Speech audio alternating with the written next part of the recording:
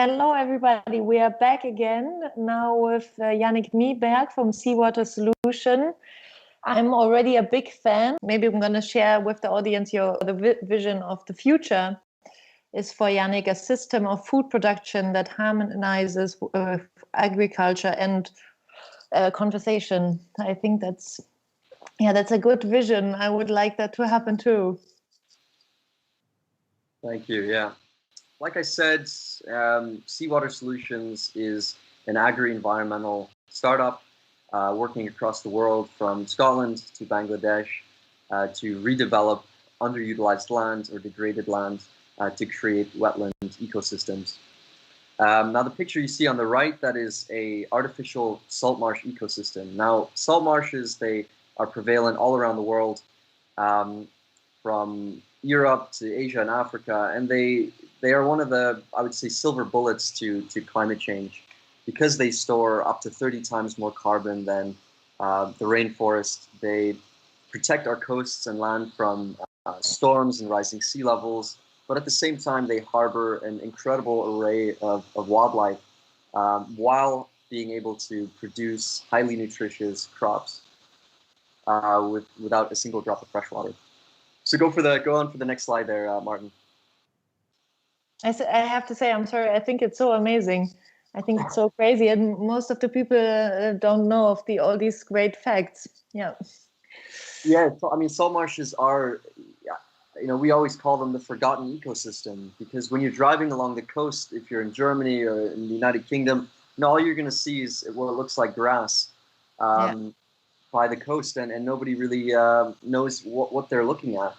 But this quote unquote grass is so valuable in terms of what it can do and what it can provide us for all different types of angles. So that's really kind of the point where we're coming from. In this slide, what you're seeing in front of you is our very first project in 2018.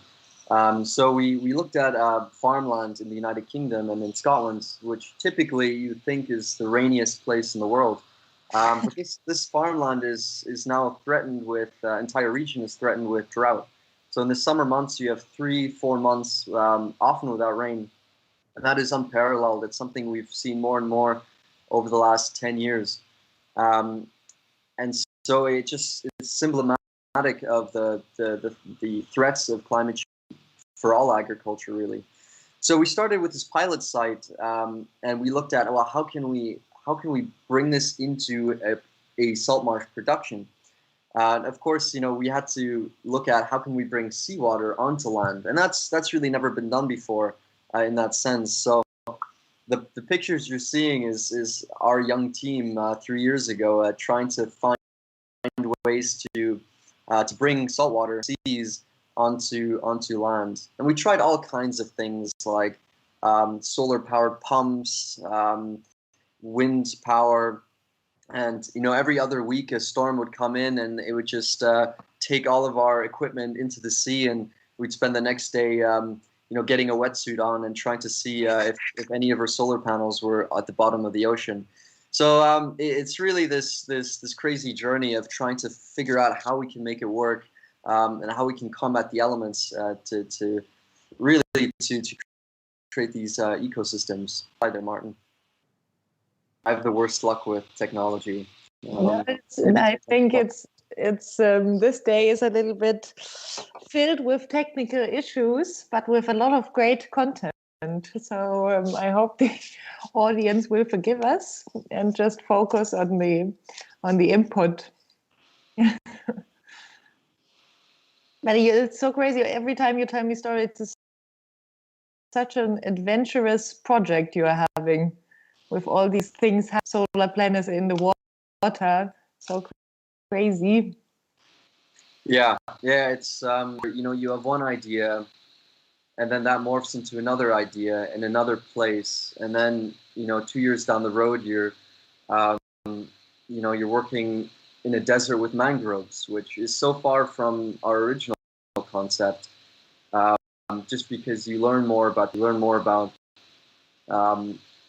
adaptation in different regions. So really, I think what we are and what we do quite well is to see, what can we do in a specific country, and what works in Scotland doesn't specifically work in a place like Bangladesh, and vice versa. But there's a lot of synergies there in any case. So I suppose that is our slides back. I think it is. Yes. Is it? Either way, I'll describe the slide. It's a world map of soil degradation around the world. So over a third of the world's soils are heavily degraded. So typically that originates from Western agricultural practice, such as tillage farming, from digging up earth, reducing organic matter, and that means that soils aren't water retentive as they used to be. So in Europe, we're seeing soil degradation unfolding on arable land, particularly barley to crops. And this is prevalent in Germany as it is in Scotland, as it is in Southern Africa. And that's a real threat in terms of the water context of how can we farm with less rainfall, but also with less water retentive soil. So it's really a double whammy of a water situation. And that often leads into salinization, where groundwater is brought up because of higher rates of evaporation, and that leaves salt on top of the ground. And this you don't have to be near the sea at all. This happens in the central steppes of Asia, as it does in France and Germany. So this is really a threat that we're combating, and is going to be much more prevalent in the next 10 years as rainfall means that more salt is left on farms. And currently, there are very few solutions to tackle this. And most crops simply aren't able to tolerate even a mild amount of salt. So when we look at Seawater Solution where we work, it's never just by the coast where rising sea levels are threatening land or drought. It really is all over the place. And our next project is in Malawi, which is hundreds of miles from the sea, where it is deposited on land. Now, this slide here just shows the prevalence of wetlands, whether that's mangroves, salt marshes, seagrass around the world. And it just shows how widespread these ecosystems are. They're prevalent all over the world, and they serve this important function of really guarding the border of the sea and land, whether that's in Mexico or Australia. And historically, we've been clearing these wetlands at record speed, mainly because there are no protection measures in place. Farmers often clear these ecosystems to make more room for agriculture or grazing, or beachfront properties come up and they want a better beach view, so they get rid of these unsightly wetlands, and that then leads to flooding and erosion, and that's what we're seeing all over the world, really. So that's yet another important aspect to this, the component of how can we stop storms and sea level rise taking the sand and the coastline away gradually over decades. Next slide, please. So I'm just going to run through quickly how this looks effectively through a model. What you see over here on your left is a model for our first kind of concept. It's where seawater is simply brought onto affected land with renewable irrigation systems. And this is where we build these commercial seawater farming entities. So initially we would create and cultivate salt-tolerant crops like salicornia and sea aster in a purely commercial sense that has these eco-service benefits like soil rehabilitation, like carbon capture. And peripherally, we then also create a much more natural wetlands that allows for wildlife to flourish and interact with the commercial side. So really, it's this hybrid nature versus farming that does tie and connect at multiple points for these various eco-service benefits. Again, what we often see is that places that we work in, the water is actually somewhat polluted, whether that's from agricultural pesticides or wastewater from aquaculture. And having these farms strategically in places allows us to remediate that water because wetlands serve such an important remediation function. And here's another picture of our first ever site. where it really was heavily degraded land that was tilled 3 or 4 times a year and had lost around 60% of its organic matter, really just ending up as sand. And within 6 months, we saw a real increase in organic matter from 1% to 8%. And that's really astounding, just to show how nutritious seawater is. It has 19 different compounds in it that plants need to thrive, and a lot of organic matter as well, from broken down seaweed to fish manure, etc. Next slide, please. And looking at kind of the startup and how we look to continue this work, it has to lead with a strong commercial focus. We have to incentivize to farmers why they should flood their land with saltwater, and that's often a difficult conversation. But fortunately, the crops that grow on salt marshes are becoming ever more popular around Europe and the world.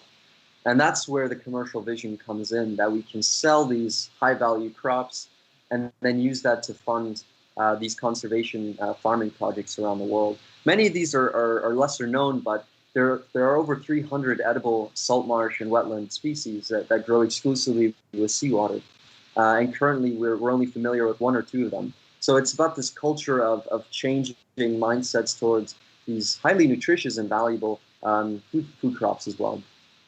Next slide, please. But there's a lot more that can be done with seawater farming and produced on these farms.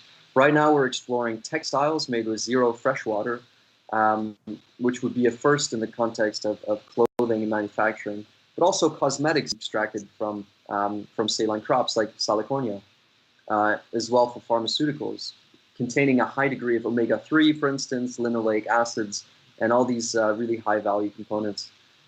At the same time, we've, through our own research and trials, discovered that we can supplement fish feed by up to 40% with saline crops.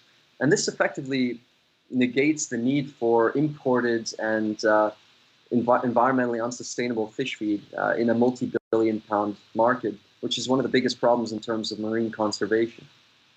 At the same time, carbon credits can be captured and monetized on wetlands, given that they do store 30 times more carbon than the rainforest. And this is something that we work on with universities to look at how can we market that and monetize that through corporate carbon credit schemes. Next slide, please.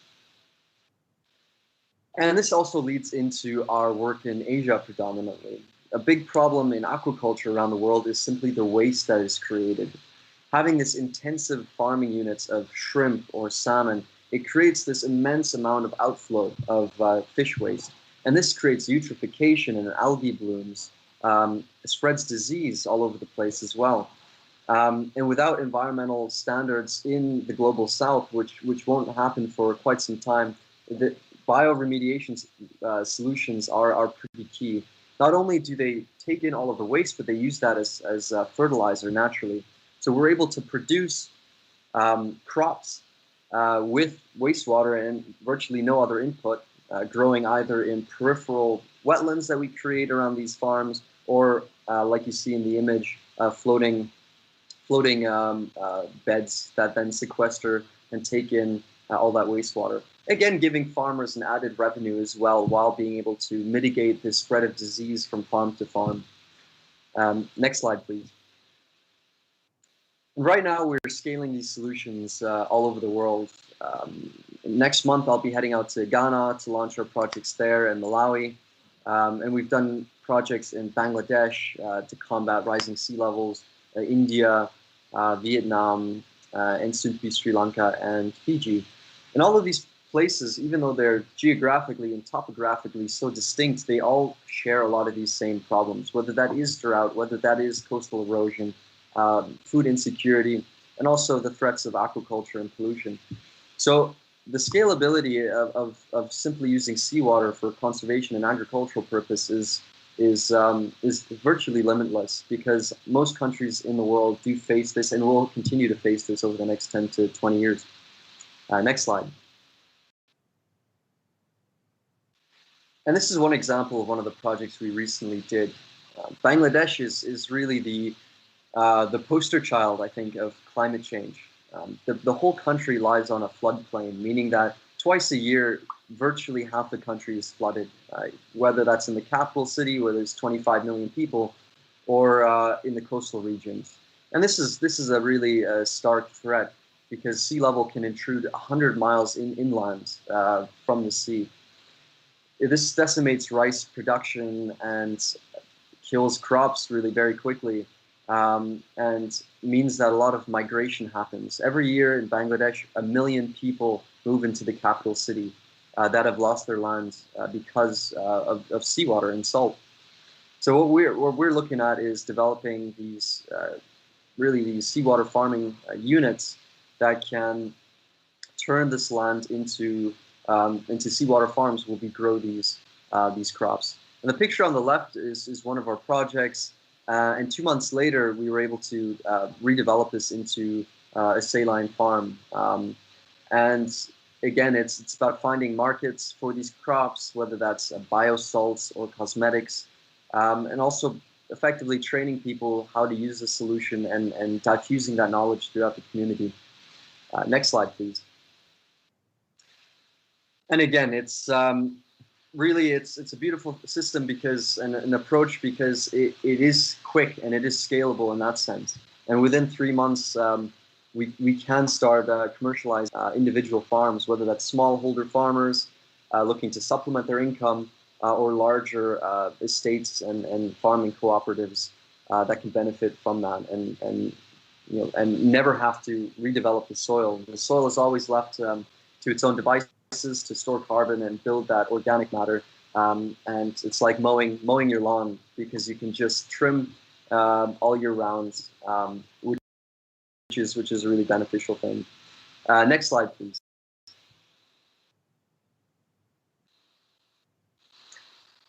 Again, going through the process often, every bit of land is different, and the solutions vary typically quite a lot. And for instance, in the global south and in Asia, we want to integrate components of storm defense, given that every year the storms are more severe in the summer months, cyclones and typhoons that typically come through. In that sense, we integrate mangroves into that as a protective barrier that also then serve a double function of nursing shrimp and aquaculture. And those nutrients can then mimic floods onto the farmland, fertilizing the crops and building that soil organic matter. And this is something that we've done in India and Vietnam and are looking to export to other low-lying, typically aquaculture-focused countries, or those that are now leading into aquaculture, because that will be, in the next 10 years, the biggest environmental threat for those regions is the complete annihilation of the aquaculture sector due to mismanagement of disease control, which then just floods from farm to farm to farm, and they bring their water that has that disease in it. So that's a really important aspect of this, is being able to predict where outbreaks will happen, but also to be able to offer these solutions that people don't need to pump out their wastewater into somebody else's farm effectively. Next slide, please. Now, Seawater Solutions, really, it's hard to describe effectively what we do. You know, but often people think we're a consultancy. Sometimes people think we simply grow vegetables for market. But the reality is we do a lot of these things in one. Mainly, this is a necessity because there are so few people that are doing this, and that there's such little knowledge of what seawater farming is and how this resource can be used. In that sense, we work with universities developing R&D about the systems and approach and about the ecosystems. Most of our team were ecologists, and now recently salt marsh ecologists, which is a really recent new phenomenon. But at the same time, we have to navigate working with international organizations like the World Food Programme. And so we do need to work in many ways like an NGO. But also we do lead with the tech side as a company, and we need to make money, so we need to figure out ways that we can sustain our operations commercially. And that's where the market and the selling of crops and the development of new products that we can bring in to effectively incentivize this to farmers, to local governments, to the market as well, that this is a viable form of conducting agriculture into the future. And next slide, please.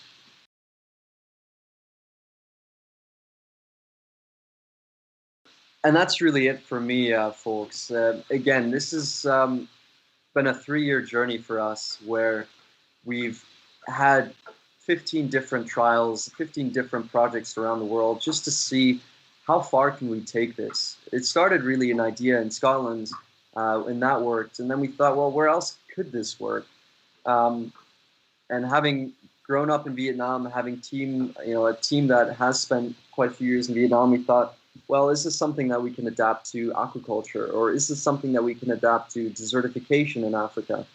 And that's really I think the beautiful takeaway from this is that one solution might work here, but the lessons that we learn from that are transferable really all over the world, which makes it to be able to tell people that we can work just about anywhere.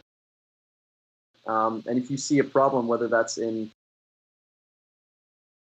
burning or Maui, salinization of riverbeds, it's something that to look out for. And once we know that these problems from desertification to soil degradation are prevalent, then we know that we can look at different solutions in the sense of ecosystems-based solutions that we can in fact harmonize agriculture. Thank you very much. Thank you very much, Yanik. I love the work that you're doing. So I have so many notes.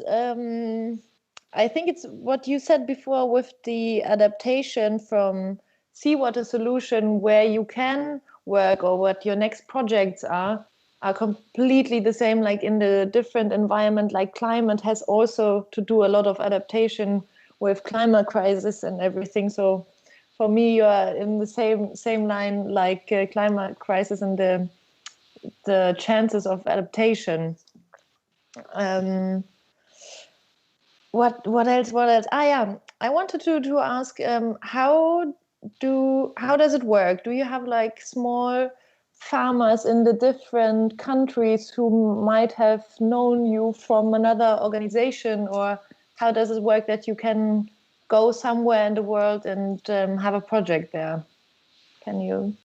Yeah, it's I suppose it's a really creative approach, typically. So often in developing context, we do approach NGOs and local delivery, for instance, Bangladesh, the World Food Program, and we say, well, we want to come to this area and we want to do these projects. Can you help facilitate that? Again, we're only a team of 7, and we can't all be everywhere. So it's important for us to have these partners involved, that we can train them and build these projects, and then they can then train more people, so that we're only there for maybe a month at a time, set it up, train people, and then move on to the next place. And that's worked really well. At the very start, all we had was a plane ticket and a 2-page manual translated to Bangla, and would just walk around, 2 white guys in the middle of nowhere in the country, and just approaching farmers with a translator. And that, of course, then spirals into trials, and once you're able to demonstrate that, people kind of take notice. And that's kind of where we are now with quite a few farmers in Bangladesh and elsewhere that have seen that it works and buy into the idea. And that leads into having these local delivery partners that also buy into the idea and then train other people. So it's this concept of diffusion of knowledge and that transfer of knowledge. But it takes time. It took us 2 years to get to a point where people are now listening to this approach and are considering it in a tangible way for all of these regions. And so now we're in this comfortable position where we can start going to places and have people there that are willing to help us train people and spread that idea. And because I remember from a conversation the two of us had that you said it's a lot about trust also, that the farmer has to trust your idea and your approach, because most of the time they are not used to this wetland concept of farming. Yeah. Well, that's a really good point. It's always funny to think about when we started out in Scotland, and we would drive along the coast and just speak to farmers in their field and say, this is good for climate change. We're going to flood your land with seawater, and most of the time people think, this guy is just batshit crazy. Who is this? Who are these people?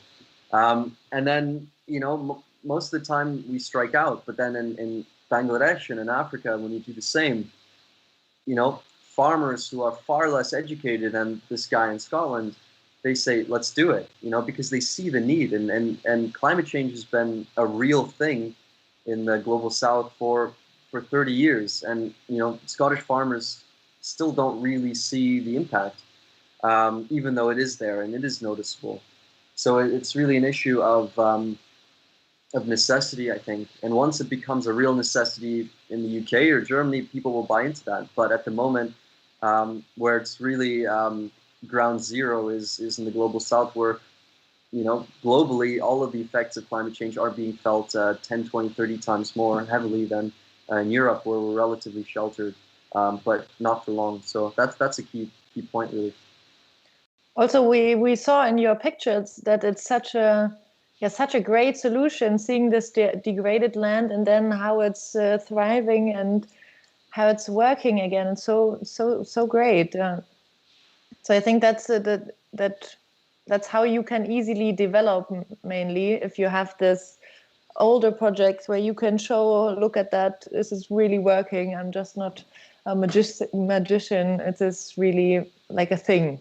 Yeah, pictures do say 1,000 words, and it really helps. It's no longer an idea; it's something tangible, and before and after shots, it's a winner. I think, just to get people on board, and they understand the concept much better. So just to get to that first stage of being able to show that change, that's where most of the work went. And now that we're able to demonstrate that, things are happening a lot quicker and a lot easier. Can you describe maybe for the audience, when you are, for example, going to Ghana now, how does it work? Do you have like all your stuff with you? Do you need to buy that? Do you need to set up everything? Yeah, I mean, typically we get on the plane with maybe 2 or 3 kilos of seeds, and 1 kilo is 3 million seeds. So we're able to take a backpack and go to these places and look at the land and say, well, we can use natural flooding, or we can use sprinkler systems, or traditional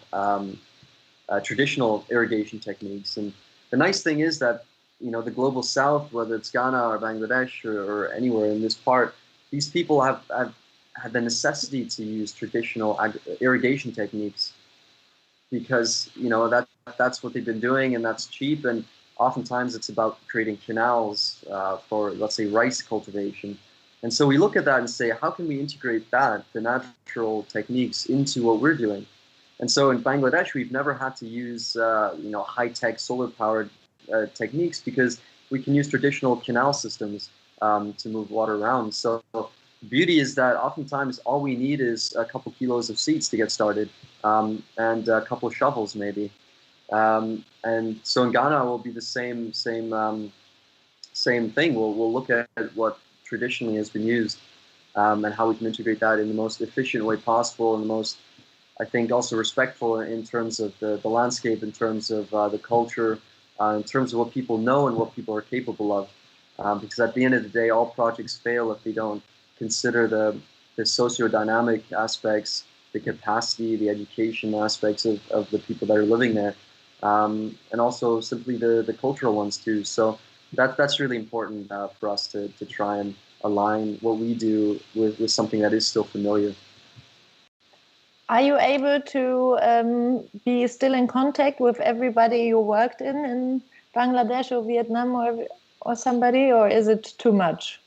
It's all right. Of course, we have a lot of farming partners. But the great thing is, it doesn't matter if you live in the middle of the Sahara Desert, you're gonna have Facebook, and we are able to keep in contact with our farmers wherever they are, which is really nice to see how they get on and be able to kind of lend a hand where needed. And again, that's where the delivery partners and the NGOs come in, that they can do a lot of that, front-facing partner engagement, leaving us to kind of move ahead and be able to kind of assist where needed.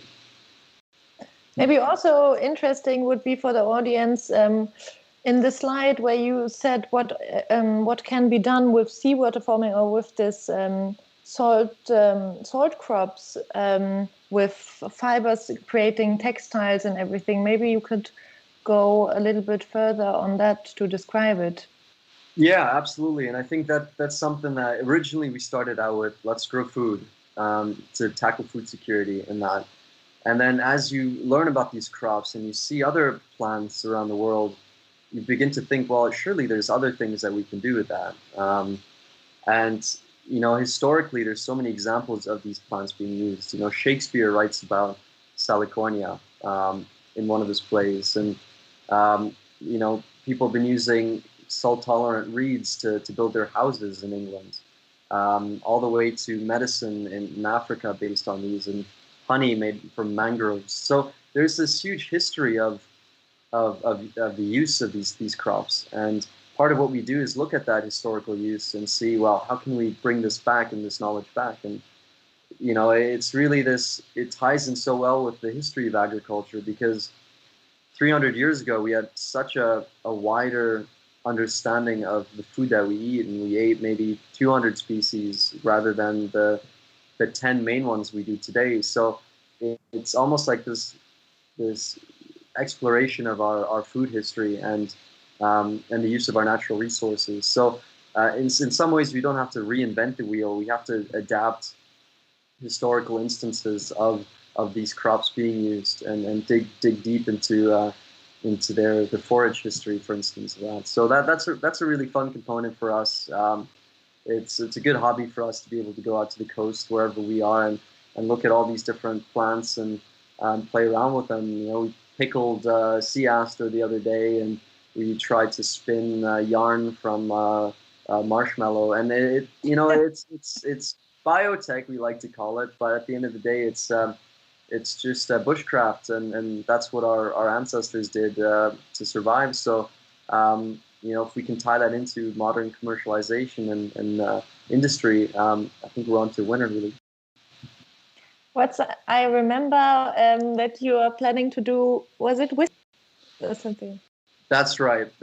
So we're growing barley with seawater these days, because a few years ago, an old Dutch man told me that accidentally one of the flood defenses in Holland broke, and the whole farm was covered in seawater, and it survived. So based on that, we said, well, okay, that sounds like a winner up in Scotland, where we can make some kind of a salt whiskey. So that's something we're working on, just as in a way a hobby, maybe a PR thing. But it's a fun one as well, if we can export that and make that a real thing. So it's just one of many little quirky projects we're working on, and just to raise awareness, and that's kind of a big point of what Seawater Solutions is about, really. It's so cool, because I told a friend of mine, saying, hey, now they're starting also to make whiskey. It's so crazy, I cannot believe it. And then they were like, I cannot believe that barley grows with seawater and everything. But now I can reconfirm it's really true. Well, you can grow almost anything now. You just have to breed it in.